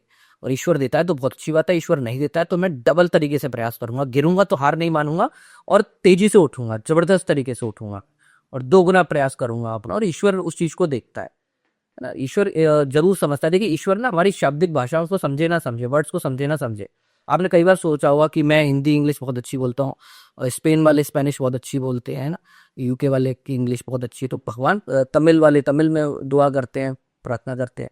तो भगवान कौन सी भाषा समझता है ना। सबसे आपको एकदम की बात बताऊं, कई सारी भाषाएं बोली जाती हैं हमारे विश्व में। ईश्वर को ना हमारे कर्मों की भाषा सबसे अच्छी समझ में आती है। प्रकृति यूनिवर्स जो है ना, वो हमारे कर्मों की भाषा समझता है। उसको आप अगर किसी चीज को हासिल करने के लिए प्रयास कर रहे हैं, अपने घर से आ रहे हैं, लगे हुए हैं, अगर आप गिरे भी हैं ना, तो यकीन मानिए कि उस समय पे वो सफलता आपके काम की नहीं थी जो आपको सक्सेस लग रहा है। फॉर एन एग्जाम्पल, अगर मैं आज आपको 1 करोड़ का व्यू दे दूं और आपके पास मर्सिडीज में आप 2-4 गार्ड्स के साथ घूमने लगे, तो ईश्वर को पता है कि मुझे कब देने हैं वो 10 करोड़ रुपए। इनको वो 10 करोड़ संभाल भी पाएंगे कि नहीं संभाल पाएंगे। यानी अगर मैं किसी छोटे बच्चे की जेब में आज अगर 10 लाख रुपए डालूं, संभाल नहीं पाएगा। हम लोगों के लिए आज 10 लाख रुपए बहुत कम लगता है, लेकिन छोटे बच्चे को आप 10 लाख रुपए दीजिए, यकीन मानिए बिगड़ जाएगा। वो गलत डायरेक्शन में ज्यादा एक्सेस चॉकलेट्स वगैरह यूज करेगा। किसी यंगस्टर को दे दोगे आप, वो नशे की तरफ, गलत चीजों की तरफ इन्फ्लुएंस होगा। तो इसलिए ईश्वर को पता है, आप प्रयास करते रहिए, ईश्वर आपको जरूर वो चीज देगा 100%। ये कहते हैं ना, यदि आप किसी चीज को शिद्दत से चाहो तो पूरी कायनात मिल जाती है। ये सत्य बात है एकदम। यदि आपने यूनिवर्स को मैसेज दे दिया ना कि मुझे ये चाहिए, मेरे को अपने 1 करोड़ व्यूज चाहिए, डेफिनेटली आपके पास में आएगी ही आएगी वो चीज। देर हो सकती है बट अंधेर नहीं हो सकती। ये रियलिटी है, मैंने खुद आजमा करके देखी है in different sectors. I realise it. लोग दूसरे की सक्सेस को देख के जलते क्यों हैं? नहीं देखिए, जलते बहुत गलत बात है। जेलसी अपने आप में एक बहुत नेगेटिव चीज होती है। वो दूसरे को प्रभावित नहीं करेगी, वो आपको ही प्रभावित करेगी। तो सबसे पहले तो मैं यही बोलना चाहूंगा कि कभी जेलसी अपने अंदर लानी नहीं चाहिए। कॉम्पिटिशन स्पिरिट जो है वो जरूर लाना चाहिए कि हाँ ये ऐसा कर रहा है तो मैं ऐसा और अच्छा करके दिखाऊंगा। ना, लेकिन उसको जेलसी और जलेसी की भावना से नहीं लाना चाहिए। वो बड़ी नेगेटिव चीज होती है, वो आपको खुद ही परेशान करेगी, है ना। और ईश्वर को मैं बताऊं, ईश्वर को कई गुण होते हैं जो पसंद नहीं होते, उनमें से सबसे प्रमुख गुण होता है जेलसी। ये जलन की जो भावना होती है ना, ये ईश्वर को बिल्कुल पसंद नहीं। और वो सिर्फ आपको ही आपकी जेलसी परेशान करेगी। अगर आज विवेक जी फॉर एग्जांपल सोचे कि भैया ने वेनुजन के जैकेट्स पहने हुए हैं, ब्रांडेड वॉचेस पहनी हुई हैं, तो वो जलन मुझे कहीं असर नहीं करने वाली है, ये सत्य बात बता रहा हूँ। वो सिर्फ सामने वाले को ही प्रदूषित करेगी। तो ये हमारे अंतर मन को, हमारे को परेशान करती है। तो उसको एक पॉजिटिव वे में, कंपटीशन स्पिरिट में ले सकते हैं कि हाँ भाई, मेरे को भी इस लेवल पे पहुंचना है, मेरे को भी ये चीजें हासिल करनी है। तो उस लेवल पर करे व्यक्ति, लेकिन जलन के प्रभाव से करेंगे तो वो ईश्वर के प्रति भी बड़ी नेगेटिव चीज है। ईश्वर को सबसे नापसंद चीज जो है वो जेलसी है, और हमारे को भी बड़ा परेशान करती है। तो कभी ना लाएं, खुश रहें कि वो अपने कर्मों के हिसाब से प्राप्त कर रहे हैं, हम अपने कर्मों के हिसाब से प्राप्त। बिल्कुल। जैसे आपने कहा ना कि मैं लोगों से कहता हूँ कि भाई आप सफलता पे क्यों चल रहे दूसरी सफलता पे। बिल्कुल। अरे आपको सफलता चाहिए तो आप भी मेहनत करो, बिल्कुल आपको मिल जाए। भाई किसी दूसरे ने मेहनत की है, सफलता की है, तो उसके पीछे बस वह कारण तो समझो। बिल्कुल बिल्कुल बिल्कुल सत्य बात है। बहुत आपने 100% की बात कही है विवेक जी, कि आपको ना कोई व्यक्ति सफल तो दिखाई दे रहा है, आपने बिल्कुल सही बात कही, लेकिन लोग ये देखना नहीं चाहते उसके पीछे उसका कितना परिश्रम है, कितना त्याग है उसके पीछे, कितना परिश्रम करके उसने हासिल किया है उस चीजों को। तो वो चीज देखिए कि आपको बलिदान नहीं पता उस व्यक्ति ने। आज फॉर एन एग्जाम्पल, आज मैं किसी लेवल पर बैठा हूँ, तो वहां तक पहुंचने के लिए जो मैंने संघर्ष और जो त्याग करे ना, वो मुझे पता है।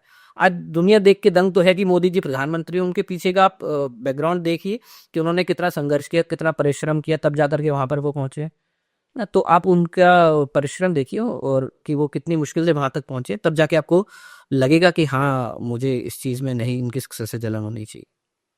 अगर कोई व्यक्ति एक तरफ सक्सेस है और एक तरफ प्यार है, जी। तो किसको चुनेगा? देखिए, अगर मतलब प्यार और सक्सेस के बीच में आप देखना चाहें ना, तो जो सच्चा प्यार होगा ना, वो कभी आपको ये दो राह पे खड़ा ही नहीं करेगा, ऑब्जेक्टिव वाली चीजें पे लाके नहीं खड़ा करेगा कि इसको चूज करो या इसको चूज करो।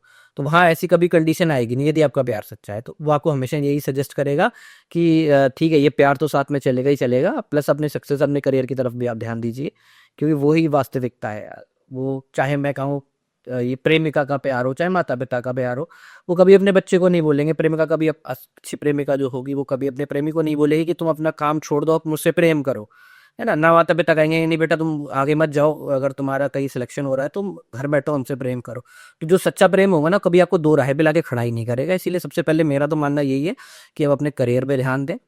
तो प्रेम अगर आपका सच्चा है तो डेफिनेटली आपके साथ ही रहेगा, हमेशा, कभी अलग नहीं होगा। सक्सेस पाने से पहले भगवान हमारी परीक्षा लेते हैं क्या? देखिए विवेक जी, परीक्षा तो होती है, जाहिर सी बात है, बट लेकिन जैसे कि मैं आपको पूछ रहा हूँ कि आज आपको फर्स्ट स्टैंडर्ड में है ना, तो आपको बड़ी छोटी सी परीक्षा देनी पड़ेगी। अपने आधा घंटा या पौना घंटा पढ़ाई करिए, पास हो गए।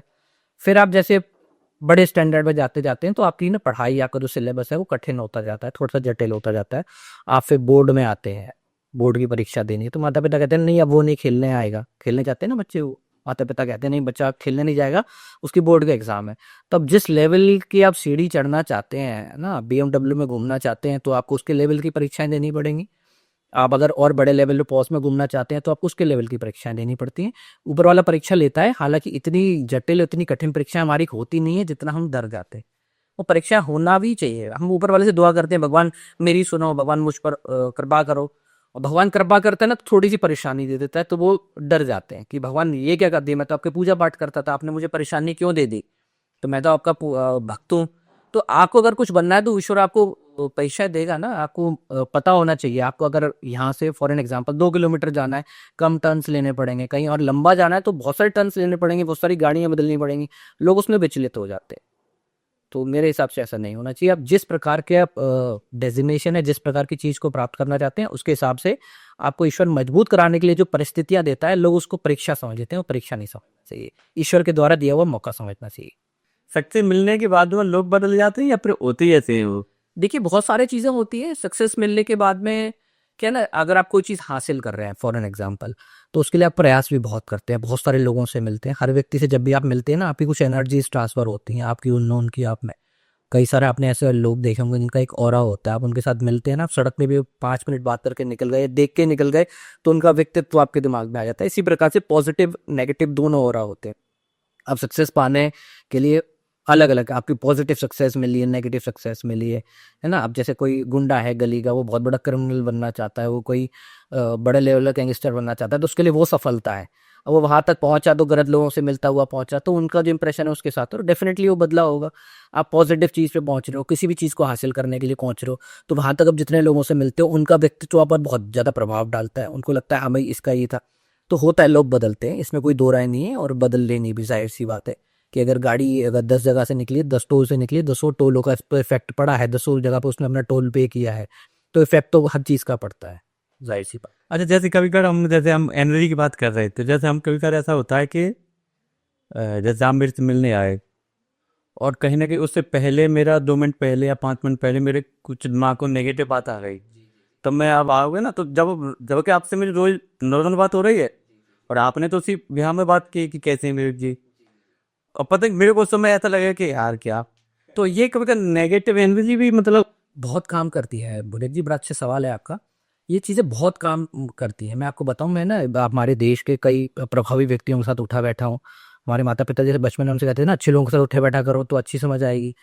और अब जैसे लोगों के साथ उठते बैठते हो ना, वाकई में आपको बहुत प्रभाव पड़ता है। जैसे कि आपने बोला आज आपका मूड सुबह सुबह बहुत अच्छा होगा, और अचानक से कोई व्यक्ति मिलता है तो आपका मूड एकदम खराब हो जाता है। वहीं आपका मूड घर से कितना भी खराब हो, अच्छे व्यक्ति से मिले, जैसे मैं आपको बताऊं, हमारे देश के प्रसिद्ध वकील हैं, थे, आप गुजर गए, श्री राम जेठमलानी जी। मैंने उनके साथ कई बार 2-4 बार मुलाकात करी है। मैं सालवी साहब से भी मिला हूँ। हमारे आगरा के कुछ ऐसे प्रसिद्ध व्यक्ति जो आप बता रहे हैं, एकदम मिल के उनसे आपका मूड चेंज हो जाएगा। श्री देवेंद्र सिंह गहलोत जी हैं, हमारे बहुत बड़े वकील हैं, मेरे मामा जी लगते हैं। आप उनसे मिलेंगे ना, आपका मतलब आप कितना भी नेगेटिव होकर के जाइए। जब मुझे लगता है कि मैं बहुत ज़्यादा नेगेटिव हो गया हूँ, तो मैं वहाँ जाता हूँ, उनके साथ बैठ के 2-4 मिनट 5 मिनट उनसे बातचीत करता हूँ, यकीन मानिए बहुत ज़्यादा पॉजिटिव हो जाता हूँ।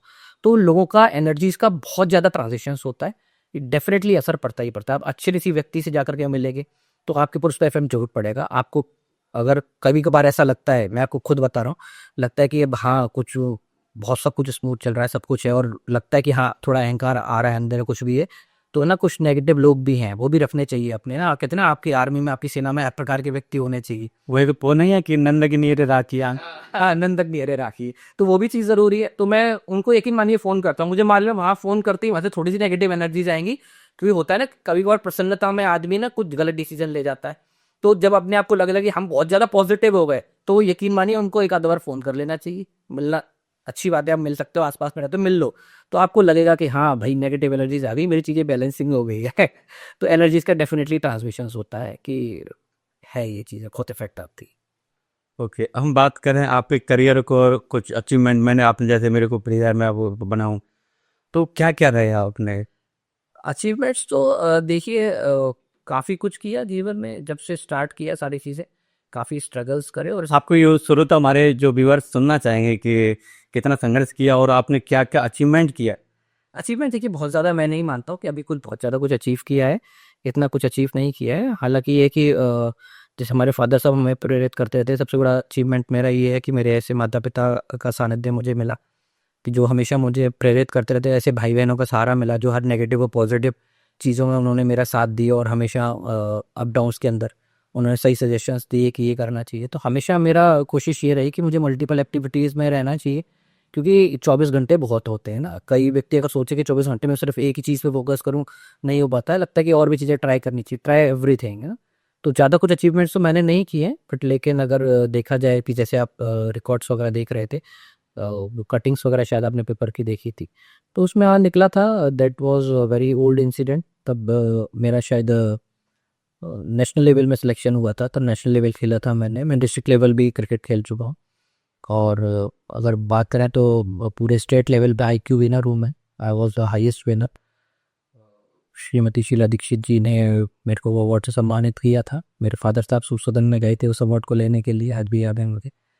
और अपने क्रिकेट टीम, अपने कॉलेज क्रिकेट टीम का प्रतिनिधित्व किया है मैंने, उसमें शायद कटिंग्स पे ही सभी पढ़ने थे। और आज मैं जिस कंपनी के जहाँ पे ऑर्गेनाइजेशन के लिए काम करता हूँ, वो अगर भारत के अंदर देखा जाए तो भारत में टॉप 5 में आती हैं। तो टॉप 5 कंपनी में एक को मैं प्रतिनिधित्व कर रहा हूँ अभी। और डिस्ट्रिक्ट की बात करें, मंडल की बात करें, तो मैं सर्वोच्च पद पर हूँ। मंडल में मेरे से सर्वोच्च पद अभी इस ऑर्गेनाइजेशन के अंदर किसी के पास नहीं है। तो इस चीज़ को अचीवमेंट्स थोड़ा सा मानता हूँ। बाकी सब लोगों का इतना प्यार मिला हुआ है, सब लोगों का सानिध्य मिला हुआ है। ये बेसिकली चीज़ें। नेविगेटर वाला भी आपने देखा था शायद, सन 2005 के अंदर सिलेक्शन हुआ था मेरा। So I was the first person from Agra who has been selected for this much big platform, and that was my first flight to Singapore. उसके बाद तो कई सारी फ्लाइट्स आई, वो सबसे पहली चीज़ होती वो बड़ा वो लगता है। उसके बाद तो अभी तक शायद मैं 19 कंट्रीज़ अभी तक अराउंड द वर्ल्ड ट्रैवल कर चुका हूँ, and I am travelling, keep travelling. Very soon also I am just going on the very big part of the world. So जो कि वहाँ एक छोटे से शहर के व्यक्ति के लिए बड़ा सपना होता है। तो बड़े बड़े जगहों पर अपने मतलब आगरा का नाम ऊंचा किया है, और कोशिश यही रहती है कि अपने माता पिता, अपने भाई बहनों का और अपने साथी जनों का हमेशा नाम और ऊंचा करते और अचीवमेंट्स मिलते हैं पे। जी। जैसे आपने कहा कि मैंने पूरे पॉडकास्ट में आपकी बात पे बहुत गौर ध्यान दिया, सुना उसको, क्योंकि मैं कहता हूँ तो मैं एक ही बात से ध्यान रखता हूँ। जैसे आपने माता पिता भाई बहन बंधुओं का अपने बहुत जिक्र किया। अगर हम बात करें आज के यूथ में, क्या कहते हैं, जो छोटी छोटी बातों पर भाई भाई से लड़ते हैं, और छोटी छोटी जमींदार के ऊपर लड़ते हैं, छोटी छोटी बातों पर। मैं यहाँ तक कि मैंने सुना कि एक तरह से केस हुए, तो उनके लिए आप क्या कहना चाहेंगे? बड़ा दुर्भाग्यपूर्ण है विवेक जी, मैं आपको सच बताऊं तो ये चीज़ें सुन के बड़ा, क्योंकि हम ना उस धरती पर हमारा जन्म हुआ है जहाँ पर एक भाई ने अपने भाई के सुख के लिए, अपने भाई के कारण अपने मतलब संपत्ति, अपना राजपाट सब कुछ त्याग दिया था श्री रामचंद्र जी ने। मात्र सिर्फ ये ना कि भाई को राजपाट मिलना चाहिए, और वहां पर आज हम छोटी सी चीजों के लिए लड़ते हैं, और सिर्फ उन चीजों के लिए लड़ रहे हैं हम। ये अब जैसे कि आपने बोला प्रॉपर्टीज वगैरह के लिए, या किसी वेल्थ के लिए, किसी भी पैसे के लिए, जो 100 साल बाद हमारा है ही। मैं आपको सत्य बात बताऊं, है ना, अगर लड़ रहे हैं तो तकरीबन मतलब 40-50 साल के तो होंगे, तो भैया 60-70 साल की आदमी की मुश्किल से 90 साल की उम्र है। 30-40 साल बाद आपको पता नहीं है वो प्रॉपर्टी आपके पास रहे, आपके पास का नाम याद भी रहेगा उन लोगों को जिनके लिए छोड़ के जा रहे हो कि नहीं रहेगा। तो छोटी सी सांसारिक चीजों के लिए आपस में अपने भाई बहनों से लड़ना, आपस में लड़ना, ये बहुत दुर्भाग्यपूर्ण है। ये कहीं ना कहीं आपको दर्शाता है, आपके प्रतिबिंब को दर्शाता है कि आप किस व्यक्तित्व के इंसान हैं आप, है ना। और प्रकृति भी इस चीज को देख रही है कि यार ये तो 2 करोड़, 4 करोड़, 5 करोड़ की चीजों के लिए लड़ रहा है। आपको क्या पता प्रकृति ने आपको 100 करोड़, 1000 करोड़, लाखों करोड़ का व्यक्ति बनाया, और आप छोटी चीज के लिए लड़ करके आप प्रकृति को एक अलग मैसेज दे रहे हो, आप लोगों को अलग मैसेज दे रहे हो। क्या आप जो बता रहे हैं कोर्ट केसेस भी हो जाते हैं, तो क्या वो वकील जो केस लड़ रहे हैं उनको नहीं समझ में आता होगा कि ये छोटी सी पैसे के लिए, छोटी सी प्रॉपर्टी के लिए अपने भाई बहनों से, अपने माता पिता से ये व्यक्ति लड़ रहा है? तो किस प्रकार का व्यक्ति होगा? जो जज साहब वहां बैठे हुए हैं, माई लॉर्ड कहा जाता है उनको, ईश्वर का रूप कहा जाता है, इसलिए कहते हैं ना माई लॉर्ड। तो क्या माई लॉर्ड को नहीं पता?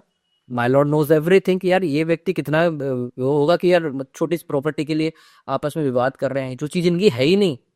अब असलियत में देखें कि 40-50 साल बाद वो उस व्यक्ति की है ही नहीं, वो उसके लिए लड़ रहा है। तो ये चीज है।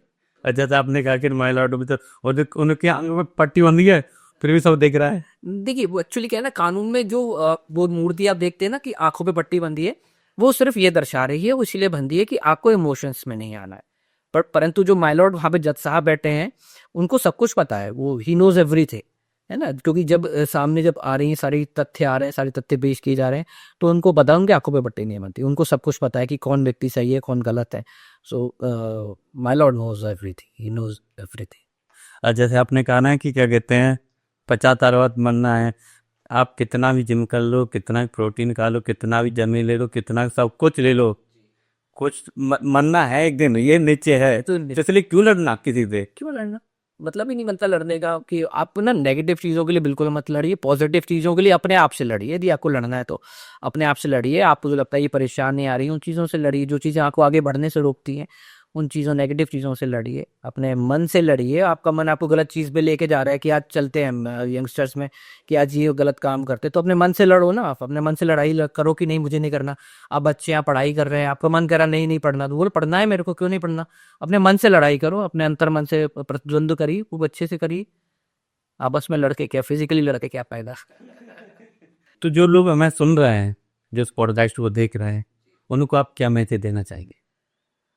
देखिए यही मैसेज, जैसे कि आज के टॉपिक्स की अगर हम बात करें, तो जैसे कि आपने कई अच्छे टॉपिक्स पे बात करी कि हमें अपने सक्सेस के लिए फाइट करना चाहिए, दूसरों से नहीं जलना चाहिए, सत्य बात है, प्रेम करना चाहिए। और परंतु मतलब ना there is a very little difference between the love and affection. तो आप सबसे बड़ी बात तो ये समझिए कि दिस इज योर लव और attraction, affection what it is, है ना। There is a very slim difference between love and affection. तो उस चीज़ को समझिए। और आजकल के करियर, जो युवा अपने करियर को ना देख करके अपने चीज़ों के पीछे भाग रहे हैं, तो आपका जैसे आपने पूछा ना कि कई लोग बोलते हैं कि प्यार और करियर में से किसको चो, तो जो असली प्यार होगा वो आपको कभी दो राय पे खड़ा ही नहीं करेगा कि आप वो काम मत करो, ये मतलब करियर पे ध्यान ना दें और मेरे तरफ ध्यान दें, वो आपको कभी नहीं करेगा।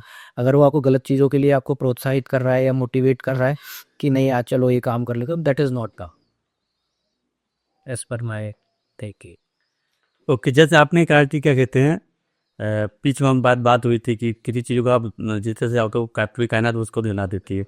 अच्छा, ये चीज़ कहीं काम करती है कि जैसे सपोज करो मैं किसी को चाहता हूँ और पता चला कि वो व्यक्ति वहाँ पहले से खड़ा था। देखिए होता क्या है ना, कभी कभार थिंकिंग हमारे दिमाग में ऊपर वाला डालता है ना।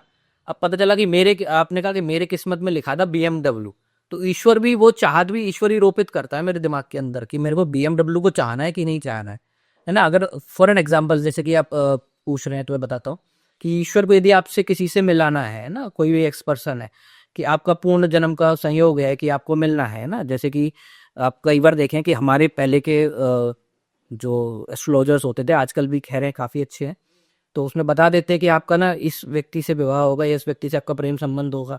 तो आप अभी कभी आपका किसी से प्रेम संबंध हो या आपको कोई व्यक्ति अच्छा लगता हो तो कभी भी यकीन मानिए विवेक जी, मैं आपको ऐसा ही नहीं कि एक मतलब एक ब्राह्मण और एस्ट्रोलॉजी का ज्ञाता होने के कारण मैं आपको चीज़ें बता रहा हूँ, कभी आप उसकी कुंडली का विश्लेषण कीजिएगा या आपका बहुत जो करीबी व्यक्ति होगा अपनी और उसकी कुंडली का विश्लेषण कीजिएगा। आपको जरूर ऐसा कोई ना कोई आपको ग्रह मिलेंगे जो आपको युक्ति बनती कि हाँ आपका मिलन तो स्वाभाविक था ही था, आप उसको चाह रहे हैं, ये ईश्वर ने ही आपके दिमाग के अंदर रोपित किया है कि आप उसको चाहें। वरना दुनिया के अंदर करोड़ों लोग हैं, करोड़ों सेलिब्रिटीज हैं, आपने उनको क्यों नहीं चाहा, आपने उस पर्टिकुलर व्यक्ति को ही क्यों चाहा। तो यहाँ पे पूर्व जन्म के जो कर्म है उनके द्वारा निर्धारित है या ऊपर से पहले से ही हमारी प्रकृति ने ऐसा सोच रखा है, पहले से तय कर रखा है कि आप लोगों को मिलना है, इसीलिए एक दूसरे के दिमाग में ईश्वर कहीं ना कहीं ये बीज रोपित करता है कि आप उस चीज को चाहें या उस व्यक्ति विशेष को चाहें। क्या होता है ना कि मतलब उसने आपका कुछ भी गलत नहीं किया, कुछ भी अहित नहीं किया, ना कोई हित किया है। पता नहीं उसको देखते ना हर व्यक्ति के साथ होता है कि आपको उस पर्टिकुलर व्यक्ति को देख के खुंदक सी आती है और बड़ा मन विचलित सा हो जाता है। क्यों? क्योंकि आपकी एनर्जीज और उनकी एनर्जीज मेल नहीं खाती। क्योंकि हमारी जो प्रकृति है ना, हमारा ईश्वर है, वो बहुत पहले से बहुत आगे की सोच के चलता है। अगर पर्टिकुलर मुझे मालूम है कि ये चीज मेरे लिए सही है नहीं है, मेरा इतना ज्ञान नहीं है, लेकिन ऊपर ईश्वर को पता है कि इनके साथ की वाइब्रेशन मैच नहीं कर रही। जैसे एनर्जीज की हमारी बात कर रहे थे, आप बहुत सारी पॉजिटिव एनर्जीज लेके चल रहे हैं, ऊपर वाले की दुआ से आपके चेहरे पे इतना तेज है ना, तो पता चलता है कि हाँ इस व्यक्ति के अंदर अपना पॉजिटिव एनर्जीज है। ये एक जैसे आप जो तेज कैरी कर रहे हैं, ग्लो ग्लो कहते हैं इसको, इसको हासिल करने के लिए लोग करोड़ों रुपए का मेकअप कराते हैं, तेरे मेकअप आर्टिस्ट के पास जाते हैं, लेकिन ऐसा ग्लो जो इनर ग्लो आपके अंदर से निकल करके आ रहा है ना, वो नहीं है। तो आपके अंदर की जो पॉजिटिव एनर्जी, चाहे वो आपके द्वारा करे हुए पॉजिटिव कर्म है या माता पिता के भी कई बार करे हुए पूजा पाठ पूजा कर्म हमारी मतलब हम लोगों को, हमारे संतानों को देखने को मिलते हैं। तो वो ही चीज़ है, आपके जो संचित कर्म और आपके जो पूजा पाठ और आपके लिए जो दैवीय शक्ति है, पॉजिटिव एनर्जी आपके लिए काम करती है, वो आपको इंडिकेशन देती है कि ये व्यक्ति आपके लिए सही नहीं है। इसलिए उस व्यक्ति को देख करके आपको कहीं ना कहीं से अंदर से खुंदा जल्दी या जल ऐसी आती है कि नहीं ये व्यक्ति सही नहीं है। मतलब वो इंडिकेशंस होते हैं, वो हमारा इंट्यूशन होता है, हमारा दैवीय शक्ति हमारी बताती है कि ये व्यक्ति तुम्हारे लिए सही नहीं है। उसका जो ऑरा है वो नेगेटिव ऑरा है, और पॉजिटिव और नेगेटिव मिलेंगे तो क्लैश तो होगा ही होगा। इसीलिए कई बार ऐसा होता है कि उस सामने वाले व्यक्ति को देख करके हमें पर्टिकुलरली अच्छा नहीं लगता, हालांकि उस व्यक्ति ने ना हमारे साथ कभी अच्छा किया है ना बुरा किया है। या कुछ ऐसे होते हैं जो कुछ भी नहीं करें हमारे लिए, कोई कई बार कुछ थोड़ा बहुत नेगेटिव भी कर रहे हैं, लेकिन फिर भी अच्छे लगते हैं, मन करता है चल छोड़ दे कोई बात नहीं, दोस्त है मित्र है कोई बात नहीं, कई बार होता है। तो वो है कि हाँ मालूम है पॉजिटिव एनर्जीज कई बार इंट्यूशंस हमारे इस चीज़ को इंडिकेट करते हैं। जैसे आपने कहा ना कि वो जैसे कि वो हमारे कुछ तालमेल नहीं मिल रहा, तो भैया को उन्होंने बोला कि वो भैया तो बहुत घमंडी है। मैंने कि तुम्हें तो बोला, मैंने भैया मैंने क्या मैं घमंडी हूँ? फिर मैंने और भी दो चार लोगों को बोला मैं घमंडी हूँ। मैंने यार मैं अंदर से तो नहीं हूँ, पर हो सकता है वो आई थिंक कि वो ये वाइब्रेशन के मैं जैसे आपने कहा मैच ही नहीं कर रही, तो शायद मैं जब किसी मेरी मैच ही नहीं कर तो मैं किसी की बात करूँ। देखिए मैं आपको बताता हूँ बेसिकली क्या होता है ना, दो दो इसके दो नजरिए हैं एक तरीके से। क्या होता है ना, कभी और आपने देखा होगा कि कई बार जब मतलब बहुत बड़ा कोई एंगेजमेंट होने वाला होता है ना, यानी कोई दो चीजें मिलनी होती हैं, तो उससे पहले एक तकरार होती है। एक तो नेगेटिव चीज वो भी होती है ना, पॉजिटिव और नेगेटिव जब मिलते हैं ना, तब जाकर के उसमें लगता है कि हाँ पहले अब देखा होगा कई कहानियों में कि सब पहले तो एक दूसरे को हम फूटी आंख नहीं सुहाते थे, और आज वो बड़े बहुत अच्छा लाइफ क्रिएट कर चुके हैं अब आपस में मिल करके एक दूसरे के साथ। तो एक नजरिया वो भी है कि जब कोई चीजों को बड़ा कुछ क्रिएट होने वाला होता है तो मतलब प्रकृति कितना भी रोक ले, कोई कितना भी रोक ले, समाज कितना भी रोक ले, लेकिन कहीं ना कहीं वो एक दूसरे के प्रति आकर्षित होते ही होते, ये रियलिटी है। और अगर आप उसका दूसरा नज़रिया देखना चाहे, अगर नहीं मिल रहा है वो व्यक्ति तो अच्छी बात है, अगर नहीं मिल पा रहा उसको लग रहा है कि मेरे अंदर घमंड है, तो कहीं ना कहीं घमंड होना भी अच्छी बात होती है, थोड़ा घमंड होना। घमंड मतलब कि जैसे अब मोदी जी हैं, मेरे से बात नहीं कर रहे, बोलूंगा मैं तो घमंडी है, मेरे से बात नहीं कर रहे, सामने से निकल रहे, बात नहीं करी, नहीं कर पाए, उनका आप शेड्यूल देखो, उनकी चीज़ों को देखो कि वो उस लेवल को उनको मेंटेन करना पड़ेगा। For an example, if I am seated on the highest designation of my organisation in some country or in some state, so I cannot go to the each and every person to the down level and shake the hand with them. I have to maintain that aura, I have to maintain that things and all which people call घमंड and all. तो वो चीज़ें कहीं ना कहीं maintain करनी पड़ती कि नहीं भाई, अब मैं जा करके अभी हर किसी से जाके हाथ मिलाने लग जाऊं या गाड़ी से उतर के रिक्शे वालों को गले लगाने लग जाऊं। हाँ, मेरे दिल में नहीं है वो चीज़, मतलब कि नहीं मुझे कुछ घमंड करना है, लेकिन फिर भी कुछ ना कुछ मेंटेन करना पड़ता है। अब वो रिक्शे वाला गाय साहब गाड़ी में आए थे और देखो इसलिए मेरे से गले नहीं लगे, तो जो सामने वाले की सोच को नहीं रोक सकता। सही तो अगर पर्टिकुलर आप बता रहे हो ऐसा कोई व्यक्ति है, तो हो सकता है कायनात ने कहीं ना कहीं आपको मिलाने के लिए सोचा हो। इसीलिए पहले क्या होता है, नेगेटिव पॉजिटिव मिल करके अट्रैक्शन बढ़ता है always in the battery. You have seen कि दोनों जब मिलते हैं तो एक दूसरे पर आकर्षण पैदा करते हैं, तो कहीं ना कहीं लगता है। सही बात है, बिल्कुल बिल्कुल। और थैंक यू सो मच भैया, बहुत इतनी टॉकिंग की, हम लोगों ने बात की माँ पीताम्बरा पे, किशोरी जी पे, कृष्ण भगवान पे, यूथ के लिए सक्सेस पे बहुत सारी बात हुई, और कुछ जेलसी वगैरह पे भी। और बहुत अच्छा लगा आपके साथ मैंने पॉडकास्ट किया। आई थिंक कि बहुत अच्छा पॉडकास्ट रहा ये, और आई थिंक इतना लंबा भी चला, क्योंकि हम पता नहीं था कि इतना बात होंगी हमारी, बट जब बात होनी तो पता नहीं चला कि इतना लंबा पॉडकास्ट हो गया। सेम है विवेक जी, बहुत अच्छा लगा आपसे मिल करके, बहुत अच्छे टॉपिक्स पे बात हुई, जो कि पहले से कुछ ऐसा डिसाइडेड नहीं था, बट फिर भी अचानक से जब बात हुई तो काफ़ी कुछ निकल करके आया। और मेरा सौभाग्य है कि मैं आपके साथ मिला और इतने लाखों दर्शकों के साथ जोड़ने का सौभाग्य प्राप्त हुआ। सबसे बड़ी बात है, महामाई के संदर्भ में बोलने के लिए माई ने क्या मौका दिया, माई ने चुना कि हम उनके बारे में कुछ बोल पाओ, और आपसे मिल के, बाकी सबसे मिल के बहुत अच्छा लगा। Thank you so much. Hare Krishna, जय माता की। जय माई की।